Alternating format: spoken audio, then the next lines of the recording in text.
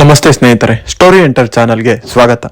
ಸ್ನೇಹಿತರೆ, ನೀವು ಪ್ರತಿದಿನ ಕನ್ನಡದಲ್ಲಿ ಪಾಲಿಟಿಕ್ಸ್, ಜಿಯೋಪಾಲಿಟಿಕ್ಸ್, ಇತಿಹಾಸ ಮತ್ತು ಇತರ ದೇಶ ವಿದೇಶಗಳ ಸುದ್ದಿಯನ್ನು ಕೇಳಲು ತಕ್ಷಣವೇ ಚಾನಲ್ಗೆ ಸಬ್ಸ್ಕ್ರೈಬ್ ಆಗಿ. ಅಮೆರಿಕದ ಮಾಜಿ ಸಿಐಎ ಅಧಿಕಾರಿ ಪಾಕಿಸ್ತಾನದ ಬಗ್ಗೆ ಮತ್ತೊಂದು ಆಘಾತಕಾರಿ ಹೇಳಿಕೆಯನ್ನು ಹೊರಹಾಕಿದ್ದಾರೆ. ಅಮೆರಿಕದ ಮಾಜಿ ಸಿಐಎ ಅಧಿಕಾರಿ ಜಾನ್ ಕಿರಿಯಾಕೋವ್ ಭಾರತ ಪಾಕಿಸ್ತಾನಗಳ ಯುದ್ಧಗಳ ರಹಸ್ಯವನ್ನು ಬಹಿರಂಗಪಡಿಸಿದ್ದಾರೆ. ಅವರ ಮಾತುಗಳಲ್ಲಿ ಸ್ಪಷ್ಟತೆ ಕಾಣುತ್ತಿದೆ.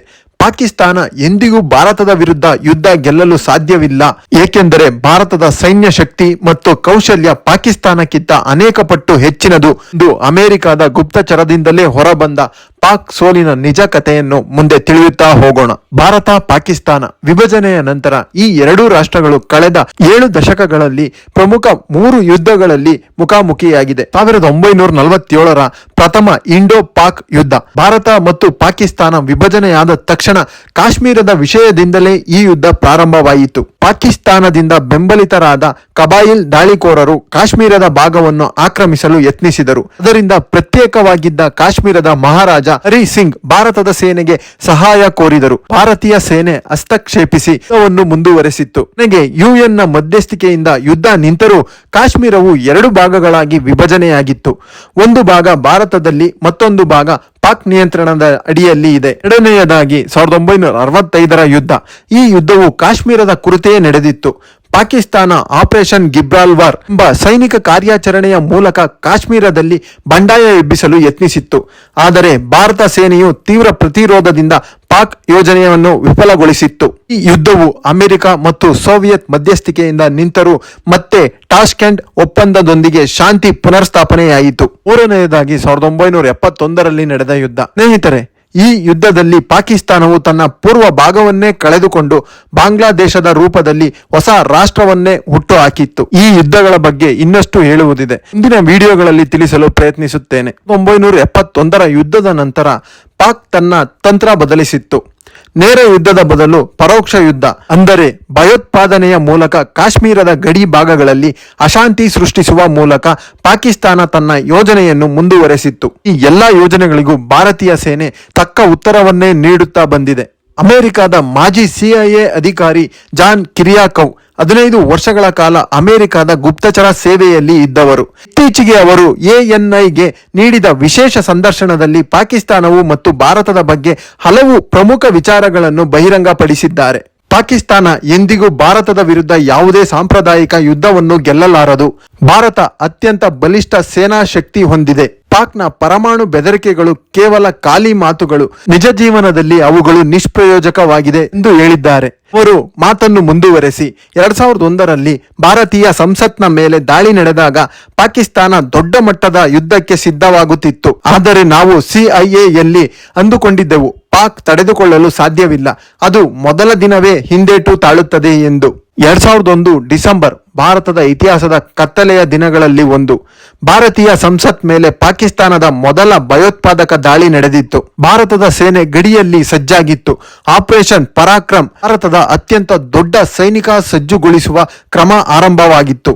ಆ ಸಮಯದಲ್ಲಿ ನಾವು ಅಂದುಕೊಂಡಿದ್ದೆವು, ಭಾರತ ದೊಡ್ಡ ಯುದ್ಧ ಆರಂಭಿಸಬಹುದು. ಇಸ್ಲಾಮಾಬಾದ್ನಲ್ಲಿ ಜನರು ತಮ್ಮ ಕುಟುಂಬಗಳನ್ನು ಸ್ಥಳಾಂತರಿಸಲು ಪ್ರಾರಂಭಿಸಿದ್ದರು. ಪಾಕಿಸ್ತಾನ ಸರ್ಕಾರವು ಭೀತಿಯಲ್ಲಿತ್ತು.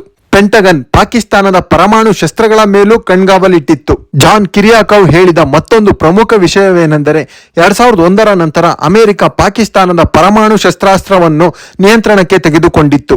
ಅಂದಿನ ಪಾಕ್ ಅಧ್ಯಕ್ಷ ಪರ್ವೇಜ್ ಮುಷರಫ್ ಅಮೆರಿಕ ಮೇಲೆ ನಂಬಿಕೆ ಇಟ್ಟಿದ್ದರು. ಅವರು ಪೆಂಟಗನ್ಗೆ ತಿಳಿಸಿದರು, ನಮ್ಮ ಪರಮಾಣು ಶಸ್ತ್ರಾಸ್ತ್ರಗಳನ್ನು ನಿಮ್ಮ ಕಣ್ಗಾವಲಿನಲ್ಲಿ ಇಡಿ, ಇದರಿಂದ ಪಾಕಿಸ್ತಾನದ ಪರಮಾಣು ಬಾಂಬ್ಗಳು ಅಮೆರಿಕ ನಿಗಾದಲ್ಲಿದ್ದವು ಎಂದು ಇದೀಗ ಬಹಿರಂಗವಾಗುತ್ತಿದೆ. ಪಾಕಿಸ್ತಾನದ ಪರಮಾಣು ಬಾಂಬ್ ವಿನ್ಯಾಸಗಾರ ಅಬ್ದುಲ್ ಕಾದಿರ್ ಖಾನ್ ಅಥವಾ ಎಕ್ಯೂ ಖಾನ್, ಅವನ ಬಗ್ಗೆ ಅಮೆರಿಕದ ಮಾಜಿ ಸಿಐಎ ಅಧಿಕಾರಿ ಮಾತನಾಡಿದ ಮಾತುಗಳು ಕೂಡ ವಿಶ್ವ ರಾಜ್ಯತಾಂತ್ರಿಕತೆಗೆ ದೊಡ್ಡ ಪ್ರಶ್ನೆಯನ್ನೇ ಎಬ್ಬಿಸಿವೆ. ಜಾನ್ ಕಿರಿಯಾಕೋವ್ ಹೇಳುವಂತೆ ಪಾಕಿಸ್ತಾನದ ಪರಮಾಣು ಬಾಂಬ್ ವಿನ್ಯಾಸಗಾರ ಅಬ್ದುಲ್ ಕಾದಿರ್ ಖಾನ್ ಅಥವಾ ಎಕ್ಯೂ ಖಾನ್ ಅನ್ನು ನಾವು ಕೊಲ್ಲಬಹುದಿತ್ತು.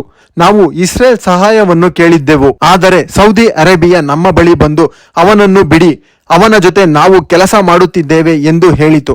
ಅದರ ಫಲವಾಗಿ ಅವನು ಜೀವಂತವಾಗಿ ಉಳಿದ. ಸೌದಿ ಅರೇಬಿಯಾ ಪಾಕಿಸ್ತಾನದ ಪರಮಾಣು ತಂತ್ರಜ್ಞಾನದಲ್ಲಿ ನೇರ ಹಸ್ತಕ್ಷೇಪವನ್ನು ಹೊಂದಿತ್ತು. ಅಮೆರಿಕ ಮತ್ತು ಇಸ್ರೇಲ್ ಈ ವಿಚಾರವನ್ನು ತಿಳಿದರೂ ರಾಜತಾಂತ್ರಿಕ ಕಾರಣದಿಂದ ತಡೆದುಕೊಂಡಿತ್ತು. ಈ ವಿಷಯವನ್ನು 2007ರಲ್ಲಿ ಕಿರಿಯಾಕೌ ಬಹಿರಂಗಪಡಿಸಲು ಯತ್ನಿಸಿದಾಗ ಅಮೆರಿಕ ಸರ್ಕಾರವೇ ಅವರನ್ನು 23 ತಿಂಗಳುಗಳ ಕಾಲ ಜೈಲಿನಲ್ಲಿ ಇರಿಸಿತ್ತು ಎಂದು ಅವರು ಹೇಳುತ್ತಾರೆ. ನನಗೆ ಯಾವುದೇ ಪಶ್ಚಾತ್ತಾಪವಿಲ್ಲ, ಸತ್ಯವನ್ನು ಹೇಳಿದ್ದೇನೆ. ಇದು ಇತಿಹಾಸದ ಒಂದು ಅಂಧಕಾರದ ಪುಟ ಎಂದು ತಿಳಿಸಿದ್ದಾರೆ.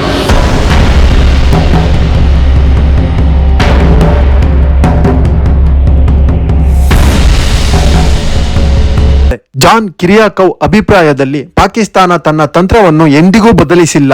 ಭಾರತವನ್ನು ಪ್ರಚೋದಿಸುವುದು, ಗಡಿಯಾಚೆಯಿಂದ ಭಯೋತ್ಪಾದನೆಯನ್ನು ನುಗ್ಗಿಸುವುದು ಇದು ಪಾಕಿಸ್ತಾನದ ರಾಜತಾಂತ್ರಿಕ ಶಸ್ತ್ರವಾಗಿದೆ. ಭಾರತ ಇದಕ್ಕೆ ಸ್ಪಷ್ಟ ಮತ್ತು ತೀವ್ರವಾದ ಉತ್ತರವನ್ನೇ ನೀಡುತ್ತಾ ಬಂದಿದೆ ಎಂದು ಹೇಳಿದ್ದಾರೆ. 2016ರಲ್ಲಿ ಸರ್ಜಿಕಲ್ ಸ್ಟ್ರೈಕ್, 2019ರಲ್ಲಿ ಬಾಲಾಕೋಟ್ ಏರ್ ಸ್ಟ್ರೈಕ್ ಮತ್ತು 2025ರಲ್ಲಿ ನಡೆದ ಪಹಲ್ಗಾಮ್ ದಾಳಿಗೆ ಪ್ರತಿಯಾಗಿ ಆಪರೇಷನ್ ಸಿಂಧೂರ್ನ ಸಮಯದಲ್ಲಿ ಭಾರತ ತನ್ನ ಭದ್ರತೆಯ ವಿರುದ್ಧ ಹೋರಾಡುವ ಯಾವುದೇ ಶತ್ರುವಿಗೆ ಕ್ಷಮೆ ಇಲ್ಲ ಎಂದು ತೋರಿಸಿದೆ. ಭಾರತ ಪ್ರತಿಯೊಂದು ದಾಳಿಗೂ ತಕ್ಕ ಉತ್ತರವನ್ನೇ ನೀಡಿದೆ. ಪಾಕಿಸ್ತಾನ ಎಷ್ಟು ಬಾರಿ ಯತ್ನಿಸಿದರೂ ಕೊನೆಗೆ ಕದನ ವಿರಾಮದ ದಾರಿಯಲ್ಲೇ ಹೋಗಿದೆ ಎಂದು ಕಿರಿಯಾಕೌ ಉಲ್ಲೇಖಿಸಿದ್ದಾರೆ. ಪ್ರತಿ ಬಾರಿಯೂ ಪಾಕಿಸ್ತಾನ ಸೋಲಿನ ಅಂಚಿನಲ್ಲಿದ್ದಾಗ ಅವರು ನೀಡುವ ಅಂತಿಮ ಪದ ಪರಮಾಣು ಯುದ್ಧದ ಬೆದರಿಕೆ.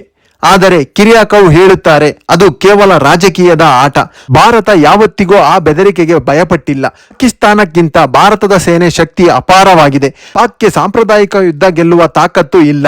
ಭಯೋತ್ಪಾದನೆಯ ವಿರುದ್ಧದ ಹೋರಾಟದಲ್ಲಿ ಅಮೆರಿಕ ಪಾಕ್ ಅನ್ನು ಭಾಗಸಹಾಯಕ ಎಂದು ನೋಡಿದರೂ ಪಾಕಿಸ್ತಾನದಲ್ಲಿ ಉಗ್ರರನ್ನು ಬೆಳೆಸುವ ನೀತಿ ಮುಂದುವರೆದೇ ಇತ್ತು ಎಂದು ತಿಳಿಸಿದ್ದಾರೆ. ಸ್ನೇಹಿತರೆ, ನಾವು ಇಲ್ಲಿ ಗಮನಿಸಬೇಕಾದದ್ದು ಭಾರತ ದಿನದಿಂದ ದಿನಕ್ಕೆ ಶಕ್ತಿಯನ್ನು ವೃದ್ಧಿ ಮಾಡಿಕೊಳ್ಳುತ್ತಲೇ ಇದೆ. ಆಧುನಿಕ ಶಸ್ತ್ರಾಸ್ತ್ರಗಳು, ಸಶಕ್ತ ವಾಯುಸೇನೆ, ಸಮುದ್ರ ಶಕ್ತಿ ಮತ್ತು ನಿಖರ ಗುಪ್ತಚರ ತಂತ್ರಜ್ಞಾನ ಇವೆಲ್ಲವೂ ಭಾರತವನ್ನು ವಿಶ್ವದ ಪ್ರಮುಖ ಮಿಲಿಟರಿ ಪವರ್ ಆಗಿ ಬದಲಿಸಿದೆ. ಅಮೆರಿಕದ ಮಾಜಿ ಗುಪ್ತಚರ ಅಧಿಕಾರಿಯೇ ಹೇಳಿದಂತೆ ಭಾರತದ ಸೈನ್ಯ ಬಲ ಪಾಕಿಸ್ತಾನದ ರಾಜತಾಂತ್ರಿಕ ಆಟಗಳಿಗಿಂತ ಅನೇಕ ಪಟ್ಟು ಉನ್ನತವಾಗಿದೆ. ಪಾಕಿಸ್ತಾನ ಈಗ ತನ್ನ ಸೀಮಿತ ಸಂಪನ್ಮೂಲಗಳಲ್ಲಿ ಬದುಕು ನಡೆಸುತ್ತಿದೆ. ಆರ್ಥಿಕ ಬಿಕ್ಕಟ್ಟು, ರಾಜಕೀಯ ಅಸ್ಥಿರತೆ ಹಾಗೂ ಅಂತಾರಾಷ್ಟ್ರೀಯ ಒತ್ತಡ ಈ ಮೂರು ಪಾಕ್ ಶಕ್ತಿಯನ್ನು ಕುಗ್ಗಿಸುತ್ತಿವೆ. ಅಮೆರಿಕದಂತಹ ರಾಷ್ಟ್ರಗಳಿಂದಲೇ ಪಾಕಿಸ್ತಾನದ ಸೋಲು ಸಾಬೀತಾಗುತ್ತಿದೆ. ಪಾಕಿಸ್ತಾನವು ಭಾರತವನ್ನು ಪ್ರಚೋದಿಸುವ ಬದಲು ಶಾಂತಿಯಿಂದ ಮಾತ್ರ ಅವರಿಗೆ ಉಳಿವಿರುವುದು. ಪಾಕಿಸ್ತಾನವು ಭಾರತವನ್ನು ಯಾವುದೇ ಯುದ್ಧಗಳಿಂದ ಗೆಲ್ಲಲು ಸಾಧ್ಯವಿಲ್ಲ. ಪಾಕಿಸ್ತಾನ ಎಂದಿಗೂ ಸೋಲುತ್ತದೆ ಎಂಬುದು ಅಮೆರಿಕದ ಮಾಜಿ CIA ಅಧಿಕಾರಿಯ ಮಾತುಗಳಲ್ಲಿ ಕಂಡುಬರುತ್ತಿದೆ. ಸ್ನೇಹಿತರೆ, ಪಾಕಿಸ್ತಾನವು ಭಾರತದೊಂದಿಗೆ ಯುದ್ಧ ನಡೆಸಿದರೆ ಗೆಲ್ಲಬಹುದೇ ಎಂಬ ನಿಮ್ಮ ಅನಿಸಿಕೆ ಅಭಿಪ್ರಾಯಗಳನ್ನು ಕಮೆಂಟ್ ಬಾಕ್ಸ್ ನಲ್ಲಿ ತಿಳಿಸಿ.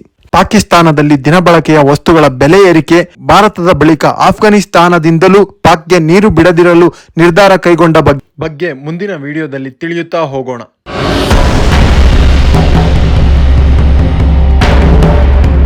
ಸ್ನೇಹಿತರೆ, ನಿಮಗೆ ಈ ಮಾಹಿತಿ ಇಷ್ಟವಾದಲ್ಲಿ ಇದನ್ನು ಲೈಕ್ ಮಾಡಿ, ಸಬ್ಸ್ಕ್ರೈಬ್ ಮಾಡಿ ಹಾಗೂ ಅತಿ ಹೆಚ್ಚು ಜನರಿಗೆ ಶೇರ್ ಮಾಡಿ ಎಂದು ಕೇಳಿಕೊಳ್ಳುತ್ತಾ ನಮ್ಮ ಈ ವಿಡಿಯೋವನ್ನು ಮುಕ್ತಾಯಗೊಳಿಸುತ್ತಿದ್ದೇವೆ.